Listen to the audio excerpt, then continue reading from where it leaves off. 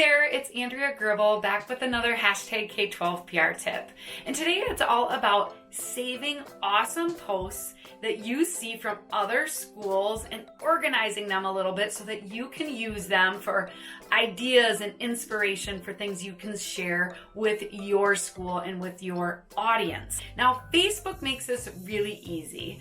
They have a saved feature on there. So as you scroll through your news feed and something catches your eye from another school, you can actually click on the three dots up in the upper right hand corner and then go down to, you can see mine says save video because it happened to be a video, but you can save the post, and then you can actually put folders within your Facebook page. If you don't have a folder already, you can actually just simply type in a name, and maybe it's just Facebook ideas for school or whatever, and then you can access it later, maybe when you're working.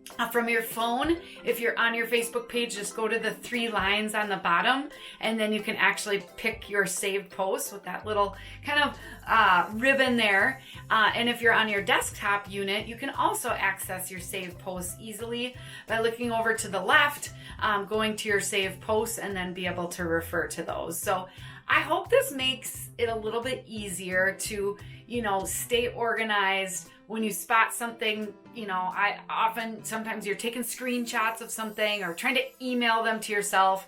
Well, Facebook makes it easy just to save it right there. So I hope this tip helps. The work you're doing is so important. So until next time, keep telling those stories.